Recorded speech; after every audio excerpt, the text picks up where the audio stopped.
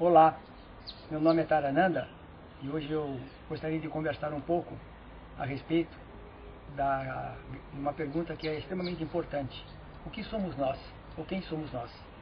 Essa pergunta e o filme de mesmo nome suscitou muita curiosidade entre as pessoas e também pouca compreensão de algumas grandes verdades. Então eu gostaria de falar um pouco sobre o assunto, muito embora eu saiba que a resposta não possa ser formulada pela linguagem, pois a verdade é somente possível com uma experiência pessoal através de um êxtase, no qual temos um insight e somos tocados pela verdade, que não pode ser verbalizada porque é inefável. Entretanto, tanto a ciência como algumas tradições espirituais, como por exemplo o Vedanta e o Trika, que é mais conhecido como o Shaivismo da Caxemira, podem nos mostrar a silhueta dessa verdade do que somos, uma silhueta que reside no fim do túnel de nossas limitações cognitivas. Então vamos começar pela ciência, ou seja, pela física quântica das partículas elementares, que é a parte da ciência que se localiza na fronteira última do conhecimento humano da natureza do cosmos, que pode trazer alguma luz sobre o que somos quanto a indivíduos. Nos últimos 70 anos, os resultados da mecânica quântica abalaram nossa concepção do mundo físico, por demonstrar que sua realidade não segue nosso senso comum aristotélico e newtoniano, e isto teve uma profunda influência em nossa concepção filosófica do cosmos e de nós mesmos. Durante esse período, 2 grandes experimentos foram efetuados. Esses experimentos são fundamentais e seus resultados desconcertantes. O primeiro experimento é denominado EPR, numa alusão a quem propôs o experimento, Einstein, Podolsky e Rosen.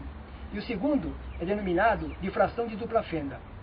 Não é meu objetivo descrevê-los neste vídeo de 10 minutos. Por isto, vou somente colocar em reflexão as consequências dos seus resultados, que a meu ver abalaram a nossa visão materialista e a nossa concepção de individualidade, fatores importantes para uma visão do que somos ou talvez do que não somos. O experimento EPR nos sugere que as partículas elementares que um dia estiveram emaranhadas permanecem com algum tipo de conexão, embora aparentemente estejam separadas ou isoladas fisicamente por distâncias muito grandes. De fato, o que o resultado do experimento sugere é que tudo no universo está interligado, apesar das aparências mostrarem o contrário, mostrarem isolamentos, individualidades. Ou seja, nada no universo físico está desconectado, porque todas as suas partículas estiveram emaranhadas no instante inicial do Big Bang e não existe então existe uma unicidade em tudo. Nossos corpos, as estrelas, tudo está interligado ao nível quântico, e o nível quântico é o nível real. Esse também é o ponto de vista do Vedanta não dualista, que afirma exatamente isto. O todo é uno e não existem 2. Tudo é uma única coisa, e esta coisa é o absoluto. Quanto ao experimento de difração em dupla fenda, principalmente na montagem para detecção denominada escolha retardada, os resultados nos sugerem de que as partículas têm algum tipo de percepção ou consciência do que ocorre no experimento. E ao perceberem como o experimento foi montado, elas fogem do padrão esperado, mostrando um comportamento absolutamente surpreendente e de difícil interpretação. Outra vez temos algo semelhante à visão das tradições não dualistas, que afirmam que o estofo fundamental do cosmos é vibração consciente e poder, embora não saibamos exatamente o que a palavra consciência significa nesse nível de realidade. Assim, muito embora a linguagem da mecânica quântica e do Vedanta sejam diferentes, a primeira usa uma linguagem que nós denominamos formalismo matemático da mecânica quântica, e a segunda usa o insight do transe místico. Os resultados nos mostram, o que os resultados nos mostram, estão muito além de serem simples coincidências.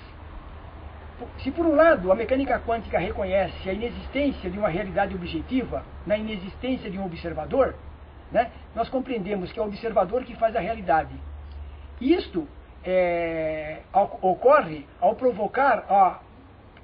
quando o fenômeno da observação provoca o colapso da função de onda e torna visível ou mensurável aquilo que está sendo investigado.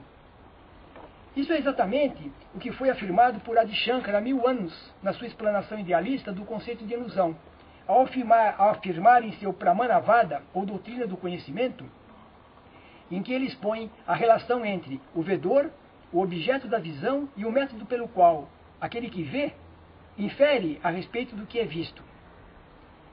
Então, o que Shankara conclui é o seguinte: ele diz que o vazio que existe não é um nada, mas ao observarmos, nós sobrepomos a esse vazio, características ilusórias produzidas pela mente, tal como forma, cor, dureza. Como expliquei no vídeo sobre a doutrina da ilusão, a realidade percebida é criada pelo conteúdo da mente do observador. Assim concluímos que a materialidade do universo é uma criação mental. Sua essência tem a semente da consciência que interconecta tudo. Se conseguíssemos ver o cosmos tal como ele é, veríamos uma massa de campos vibracionais em movimento e interação.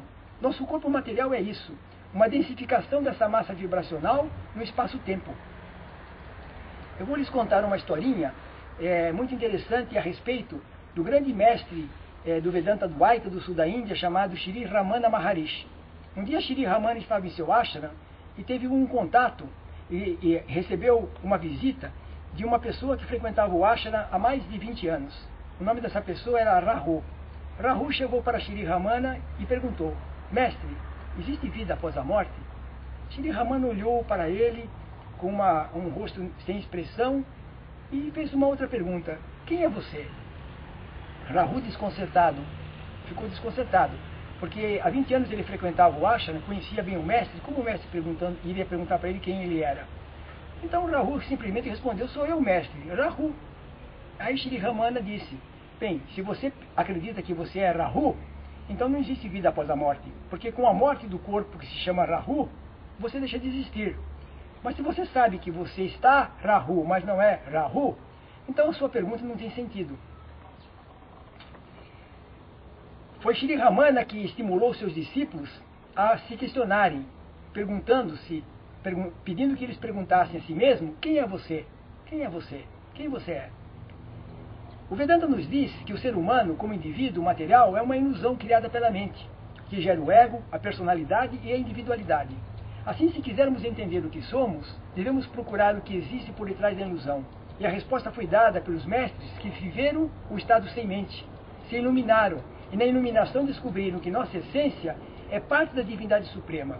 E, portanto, o que nós denominamos realidade é uma experiência subjetiva e ilusória. Como podemos ver, a ciência e a mecânica quântica, em particular, o Vedanta, caminham na direção da imaterialidade, que é o estofo ou tecido fundamental do cosmos. Tudo parece se resumir numa complexa interação de campos vibracionais conscientes, que manifestam alguma coisa que poderíamos chamar de protoconsciência, nos quais o fenômeno da consciência surge e, envolvendo-se nesses campos, cria barreiras, envoltórios ou corpos, de onde surgem os canais de cognição e com eles a ilusão da materialidade, cuja decorrência gera o universo tal como nós o vemos. Na linguagem do Vedanta, a palavra para o universo é Jagat, que significa movimento vibracional incessante. Por isto, Adi Shankara afirmava que nada no universo tem existência absoluta, mas somente existência relativa e empírica. Assim, o ser humano tal como nós conhecemos é relativo e empírico, desaparecendo quando a mente se extingue no vazio, para restar somente aquilo que somos de fato, em essência, um campo vibracional consciente que é a imagem e semelhança do divino.